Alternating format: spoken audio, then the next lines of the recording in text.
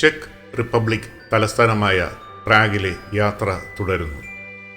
ഇപ്പോൾ പോകുന്നത് പ്രാഗ് കോട്ട സന്ദർശിക്കാനും കോട്ടയ്ക്കുള്ളിലെ കാഴ്ചകൾ കാണാനുമാണ്. ട്രാമുകൾ നിർത്തിയിരിക്കുന്ന സ്റ്റേഷനുകൾക്ക് തൊട്ടടുത്തുള്ള സ്റ്റോപ്പിൽ ബസ് ഇറങ്ങി. കോട്ടയുടെ കവാടം ലക്ഷ്യമാക്കി നടന്നു. പ്രവേശന കവാടത്തിന് മുന്നിൽ നിന്നാൽ തന്നെ കോട്ടയ്ക്കുള്ളിലെ മനോഹരമായ സെന്റ് വിറ്റസ് കത്തീഡ്രൽ കാണാം. അവിടെ നിന്നുകൊണ്ട് ഏതാനും ദൃശ്യങ്ങൾ പകർത്തി കോട്ടയ്ക്കുള്ളിലേക്ക് നടക്കുകയാണ്. CE 870 നിർമ്മാണം ആരംഭിച്ചതാണ് സെന്റ് വിറ്റസ് കത്തീഡ്രൽ. 1997 വരെ പ്രാഗ് ആർച്ച് ബിഷപ്പിൻ്റെ ആസ്ഥാനമായിരുന്നു ഈ കത്തീഡ്രൽ. കോട്ടയ്ക്കുള്ളിലേക്ക് നടക്കുന്നു. ചെക്ക് റിപ്പബ്ലിക്കിൻ്റെ പ്രസിഡന്റിൻ്റെ ഔദ്യോഗിക വസതിയും ഔദ്യോഗിക കാര്യാലയവും പ്രാഗ് കോട്ടയ്ക്കുള്ളിലാണ്. അതിവിശാലമായ ഒരു നടുമുറ്റത്തെത്തി. അനേകം മുറികളും ഓഫീസുകളുമുള്ള ഒരു കൂറ്റൻ കൊട്ടാരമാണ് അവിടെ നിന്നാൽ കാണുന്നത്. Guinness book of world record പ്രകാരം ലോകത്തിലെ ഏറ്റവും പഴക്കമുള്ള കോട്ടകളിൽ ഏറ്റവും വലിപ്പമേറിയ കോട്ടയാണ് പ്രാഗ് കോട്ട. 9-ാം നൂറ്റാണ്ടിൽ നിർമ്മിച്ച പ്രാഗ് കോട്ട ബൊഹീവിയൻ രാജാക്കന്മാരുടെ ഭരണകേന്ദ്രമായിരുന്നു. വിശാലമായ നടുമുറ്റത്ത് ഇക്കാണുന്നത് ഹോളി ക്രോസ് ചാപ്പലാണ്. മറ്റൊരു ഭാഗത്ത് ഒരു ഫൗണ്ടൻ കാണുന്നു. ഫൗണ്ടൻ ഓഫ് കോൾ എന്നാണ് ഇതിൻ്റെ പേര്. സെന്റ് വിറ്റസ് കത്തീഡ്രലിൻ്റെ ദൃശ്യം വളരെ അടുത്തു നിന്ന് പകർത്തി. ഉള്ളിൽ കയറണമെങ്കിൽ ടിക്കറ്റ് എടുക്കണം. 2500 ഇന്ത്യൻ രൂപയ്ക്ക് തുല്യമാണ് ടിക്കറ്റ് നിരക്ക്. അത് വേണ്ടെന്ന് വച്ചു. പുറത്തു നിന്നുള്ള ദൃശ്യങ്ങൾ പകർത്തിക്കൊണ്ട് മുന്നിലേക്ക് നടന്നു. പഴയ റോയൽ പാലസിന് മുന്നിലാണ് ഇപ്പോൾ നിൽക്കുന്നത്. കൊട്ടാരത്തിന് മുന്നിലെ കവാടം അതിഗംഭീരമാണ്. മത്തിയാസ് ഗേറ്റ് എന്ന ഈ ഗേറ്റ് 1614 റോമൻ ചക്രവർത്തിയായിരുന്ന മത്തിയാസിൻ്റെ കൽപ്പന പ്രകാരം നിർമ്മിച്ചതാണ്. മല്ലയുദ്ധത്തിൽ ഏർപ്പെട്ടിരിക്കുന്ന യോദ്ധാക്കളുടെ ശില്പങ്ങൾ ഈ കവാടത്തിൽ കാണുന്നു. കൊട്ടാരത്തിന് മുന്നിലെ വിശാലമായ ഹറച്ചാനി ചത്തുരത്തിൽ ഒരു ഭാഗത്ത് പ്രാഗ് നാഷണൽ ഗാലറി കാണാം. അതിന് നേരെ എതിർവശത്തായി ഇക്കാണുന്നത് പ്രാഗ് ആർച്ച് ബിഷപ്പിൻ്റെ ആസ്ഥാനമാണ്. ലാറ്റിൻ കത്തോലിക്ക മെട്രോപൊളിറ്റൻ ബിഷപ്പാണ് പ്രാഗ് ആർച്ച് ബിഷപ്പ്. വീണ്ടും റോയൽ പാലസിൻ്റെ അടുത്തെത്തി. മത്തിയാസ് കവാടവും പാലസിൻ്റെ മുൻഭാഗവും ഒന്നുകൂടി വ്യക്തമായി. ഗേറ്റിന് മുന്നിലൂടെ വലതുവശത്തേക്ക് നടന്നാൽ അതിമനോഹരമായ താഴ്വാരം.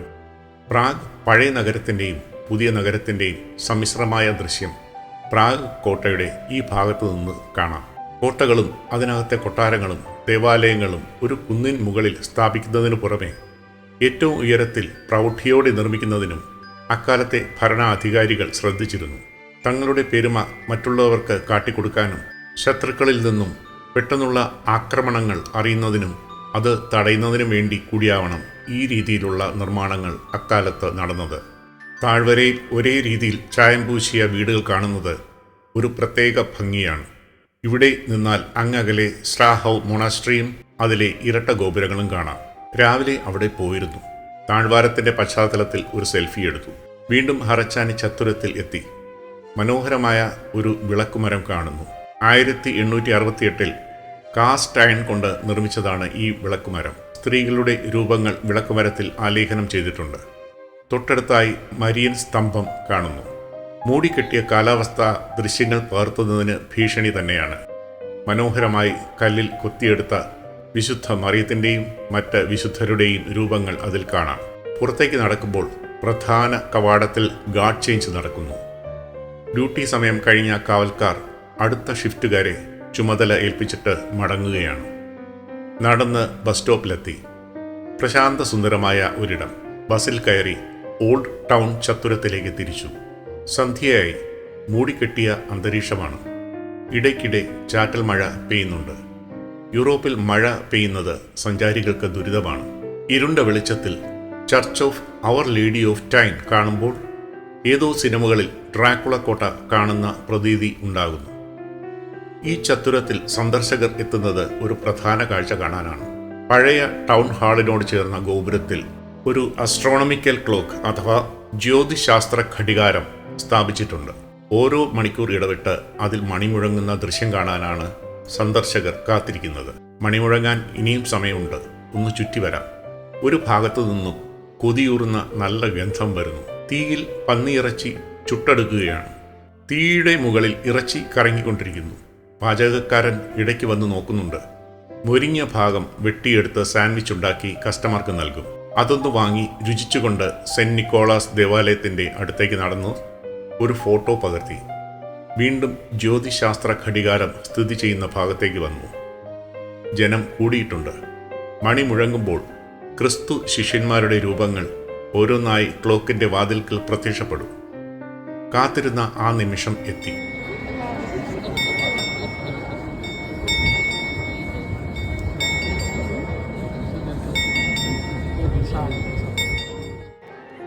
ഒരു അസ്ഥികൂടമാണ് മണി മുഴക്കുന്നത്. 600 വർഷങ്ങൾ പഴക്കമുള്ള ഈ ക്ലോക്ക് ഇപ്പോഴും പ്രവർത്തിക്കുന്ന ലോകത്തിലെ ഏറ്റവും പഴക്കമുള്ള ജ്യോതിശാസ്ത്ര ഘടികാരമാണ്. മഴയുടെ ഭീഷണിയുണ്ട്. എത്രയും വേഗം ഹോട്ടലിൽ തിരിച്ചെത്തണം. നാളെ ചെറിയൊരു ദീർഘയാത്രയുണ്ട്. കുത്തനാഹോറ എന്ന ചരിത്ര പട്ടണത്തിലേക്കാണ് യാത്ര. ചത്തുരത്തിൻ്റെ മറുഭാഗത്തെത്തി. സെന്റ് നിക്കോളാസ് ദേവാലയത്തിനടുത്ത് സഞ്ചാരികളെ കാത്ത് കുതിരവണ്ടി നിൽക്കുന്നു. അവിടെ നിന്നും നേരെ ഹോട്ടലിലേക്ക് പോയി. പിറ്റേന്ന് രാവിലെ പ്രാഗ് പ്രധാന സ്റ്റേഷനിൽ കൃത്യസമയത്ത് എത്തിച്ചേർന്നു. നേരത്തെ ടിക്കറ്റ് ബുക്ക് ചെയ്തിരുന്നതിനാൽ പ്ലാറ്റ്ഫോം തിരങ്ങി പിടിച്ച് നേരെ ട്രെയിനിനുള്ളിൽ കയറി യാത്ര തുടങ്ങി. കുത്തനാഹോറ ട്രെയിൻ സ്റ്റേഷനിൽ എത്തിയപ്പോൾ മഴ പെയ്യുന്നുണ്ട്. ബസ്സിൽ കയറി ആദ്യ സ്റ്റോപ്പിൽ ഇറങ്ങി. സ്വർഗാരോഹണം ചെയ്ത വിശുദ്ധ മറിയത്തിൻ്റെയും സ്നാപക യോഹന്നാൻ്റെയും പേരിലുള്ള ദേവാലയമാണ് ഇക്കാണുന്നത്. ശാന്തമായ ഒരിടം. മഴ പെയ്യുന്നതിനാൽ നല്ല തണുപ്പുണ്ട്. അവിടെ കണ്ട ഒരു കഫേയിൽ കയറി നല്ല ചൂടുള്ള ഓരോ സൂപ്പ് കുടിച്ചപ്പോൾ ഉന്മേഷം കിട്ടി. 2 ദേവാലയങ്ങൾക്കുള്ളിൽ കയറാനുള്ള ടിക്കറ്റ് നേരത്തെ എടുത്തിട്ടുണ്ട്. ആ ടിക്കറ്റ് ഉപയോഗിച്ച് ഈ ദേവാലയവും സന്ദർശിക്കാം. ഈ ഭാഗങ്ങളിലെ ദേവാലയങ്ങൾ സന്ദർശിക്കുന്നതിന് പ്രധാന കാരണം ദേവാലയങ്ങളുടെ മനോഹരമായ വാസ്തുവിദ്യ കാണുക എന്നതാണ്. അത്ഭുതകരമായ വാസ്തുവിദ്യയും രൂപകൽപ്പനയുമാണ് ഇവിടെ കാണാനൊക്കുന്നത്. വളരെ ഉയരമുള്ള മുകൾ തട്ടിൽ മനോഹരമായി ഡിസൈനിൽ കൊത്തുപണികൾ നടത്തിയിരിക്കുന്നു. കൂടാതെ മനോഹരമായ ചിത്രങ്ങളും ആലേഖനം ചെയ്തിരിക്കുന്നു. ശരിക്കും ശ്വാസം നിലച്ചു പോകുന്ന ഒരു അനുഭവമാണ്. വളരെ ലളിതമായി രൂപകൽപ്പന ചെയ്തിരിക്കുന്ന അൾത്താര. വശങ്ങളിൽ ക്ലാസിക് വർണ്ണചിത്രങ്ങൾ ആകർഷകമായി കൊത്തുപണികൾ ചെയ്തിട്ടുള്ള കൂറ്റൻ ഫ്രെയിമുകൾക്കുള്ളിൽ സൂക്ഷിച്ചിരിക്കുന്നു. എങ്ങനെയാണ് സഞ്ചാരികളിൽ നിന്ന് വരുമാനം ഉണ്ടാക്കേണ്ടതെന്ന് ഇവർ നമുക്ക് കാണിച്ചു തരുന്നു. ദേവാലയത്തിൻ്റെ 2ാം നിലയിലേക്ക് കയറാനുള്ള ഗോവണിയാണിത്. ചെക്ക് ആർക്കിടെക്റ്റായ ജാൻ സാന്റിനി ആണ് ഈ പിരിയൻ ഗോവണി ഡിസൈൻ ചെയ്തത്. മുകളിലെ നിലയിൽ നിന്നുള്ള കാഴ്ച ഇതാണ്. ദേവാലയത്തിൻ്റെ മറുഭാഗത്ത് ദൂരെയായി ചർച്ച് ഓർഗൻ കാണുന്നു. അടുത്ത പ്രധാന സ്ഥലത്തേക്ക് പോകാനായി പുറത്തിറങ്ങി. ഇല പൊഴിക്കുന്ന മരങ്ങൾക്കിടയിലൂടെ നടക്കുന്നു. ശാന്തസുന്ദരമായ പ്രദേശമാണ്. സുവനീർ കടകളും കഫേകളും കാണുന്നുണ്ട്. ലോകപ്രശസ്തമായ സകല വിശുദ്ധരുടെ ചാപ്പലിനടുത്തെത്തി. ഗേറ്റ് കടന്നു കയറുമ്പോൾ ആദ്യം കാണുന്നത് സെമിത്തേരിയാണ്.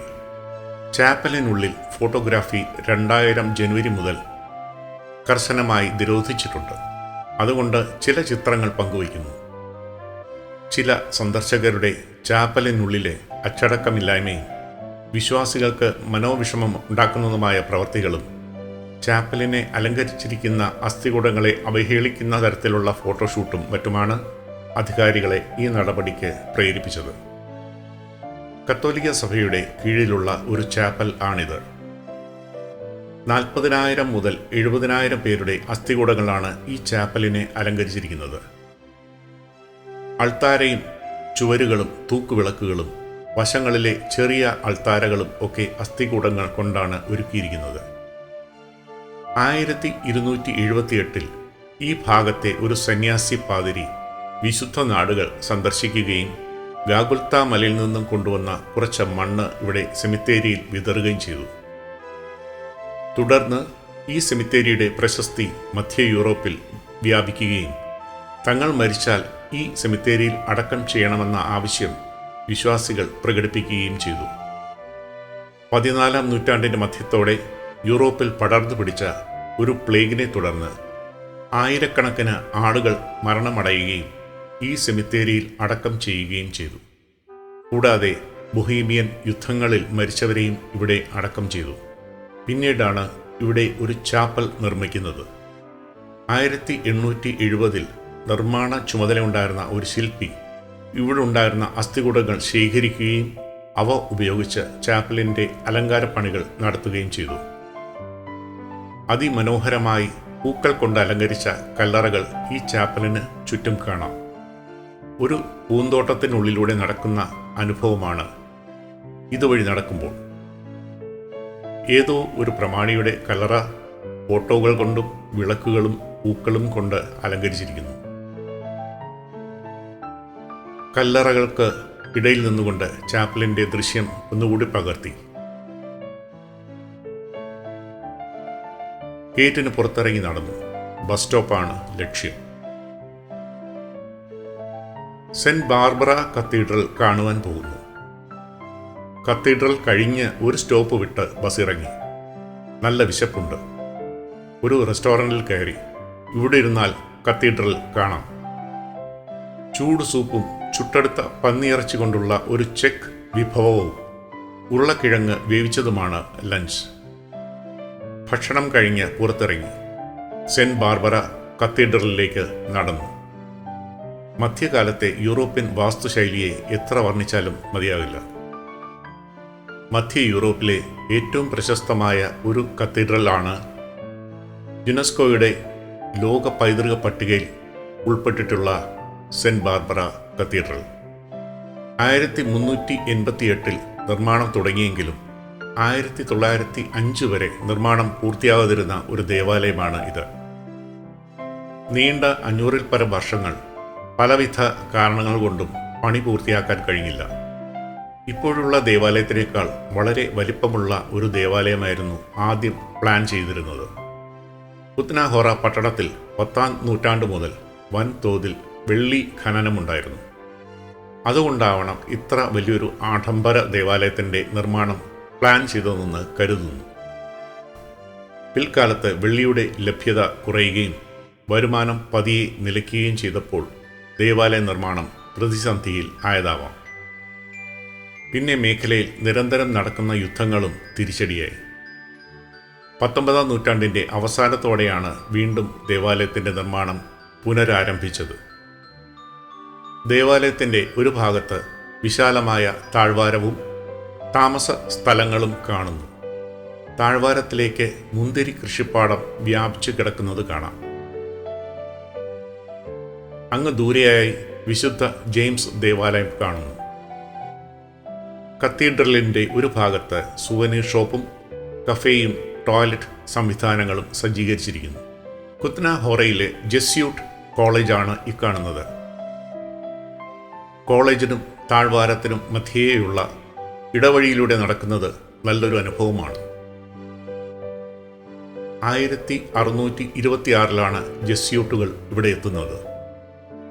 6 വർഷങ്ങൾക്ക് ശേഷം ഫെർഡിനാൻഡ് രണ്ടാമൻ ചക്രവർത്തി ഇവിടെ ഒരു കോളേജ് തുടങ്ങാനുള്ള അനുമതി ജെസ്യൂട്ടുകൾക്ക് നൽകുകയായിരുന്നു. ഇപ്പോൾ ഇത് ദേശീയ പൈതൃക സ്മാരകവും ചിത്രശാലയും ഉൾക്കൊള്ളുന്ന ഒരു കോംപ്ലക്സാണ്. ദേവാലയത്തിനുള്ളിൽ കയറി മാനം മുട്ടുന്ന തരത്തിലുള്ള തൂണുകളും മച്ചിൽ അസാധാരണ വാസ്തുകലയും കാണാം.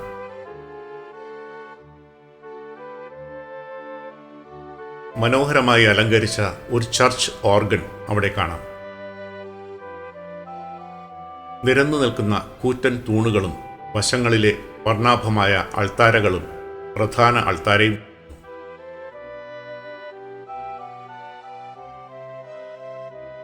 ഒരു ഭാഗത്ത് മുകളിൽ ചെറിയൊരു ചർച്ച് ഓർഗൻ. ആ ബാൽക്കണി ഓർഗനിസ്റ്റിന് ഇരിക്കാനുള്ളതാണ്. പുരോഹിതൻ വിശ്വാസികളോട് സംസാരിക്കുന്ന പ്രസംഗപീഠം ഇതാണ്. മുകളിൽ ഓർഗൻ കാണുമ്പോൾ അങ്ങോട്ട് പോകാനുള്ള ആവേശം വർദ്ധിക്കുന്നു. മനോഹരമായ ചുവർച്ചിത്രങ്ങൾ ഒരു വശത്ത് കാണുന്നു. ഇതാണ് ചർച്ച് ഓർഗൻ്റെ പ്രധാന ഭാഗം. ഓർഗനിസ്റ്റ് ഇവിടെ ഇരുന്ന് വായിക്കുന്നു. ഓർഗൻ പൈപ്പുകൾ ഈ രൂപങ്ങൾക്ക് പുറകിലാണ്. അതൊന്ന് കണ്ടുപിടിക്കണം. അങ്ങോട്ട് നടന്നു. ഇതാണ് ഓർഗൻ പൈപ്പുകൾ. കംപ്രസർ ഉപയോഗിച്ച് ടാങ്കിൽ നിറച്ചിരിക്കുന്ന വായു ഓർഗൻ വായനക്കാരൻ കീബോർഡിൽ വിരൽ ചലിപ്പിക്കുമ്പോൾ അതിന് താഴെയുള്ള സുഷിരങ്ങൾ വഴി റീഡുകളിലെത്തി ഈ പൈപ്പുകൾ വഴി ശബ്ദമായി പുറത്തേക്ക് വരുന്നു. ആ ഓർഗനിൽ ഒന്ന് വിരലമർത്താനുള്ള മോഹം അടക്കി വച്ചുകൊണ്ട് ദേവാലയത്തിന് പുറത്തേക്ക് നടന്നു. ഗൂഗിൾ മാപ്പിൽ ബസ് സ്റ്റോപ്പ് നോക്കി നടക്കുകയാണ്. തീർത്തും അപരിചിതമായ സ്ഥലം. ഇതുവരെ ആരും സഞ്ചരിച്ചിട്ടില്ലാത്ത വഴികളിലൂടെ ഞങ്ങൾ നടന്നു. ചെറിയൊരു സ്ക്വയറിലെത്തി. മനോഹരമായ ഒരു പ്രദേശം. കുറച്ച് കഴിഞ്ഞപ്പോൾ ബസ് വന്നു. അതിൽ കയറി റെയിൽവേ സ്റ്റേഷനിൽ എത്തി. ചെറിയൊരു സ്റ്റേഷനാണ്. അപ്പോഴും മഴ പെയ്യുന്നുണ്ട്. സ്റ്റേഷനകത്ത് കയറി വെൻഡിങ് മെഷീനിൽ നിന്ന് ഒരു കോഫി എടുത്തു കുടിച്ചു. ശരീരം ചൂടാക്കി. ഗുഡ്സ് ബോഗികൾ അപ്പുറത്ത് ഒരു ട്രാക്കിൽ കിടക്കുന്നു. ഇൻഫർമേഷൻ ബോർഡിൽ ഞങ്ങളുടെ ട്രെയിൻ കൃത്യസമയത്ത് എത്തുമെന്ന് കാണിച്ചിരിക്കുന്നു. നേരെ പ്ലാറ്റ്ഫോമിലേക്ക് നടന്നു. തിരിച്ച് പ്രാഗിലെ ഹോട്ടലിലേക്ക്. ഇനിയുള്ള യാത്ര ഓസ്ട്രിയയുടെ തലസ്ഥാനമായ വിയന്നയിലേക്ക്.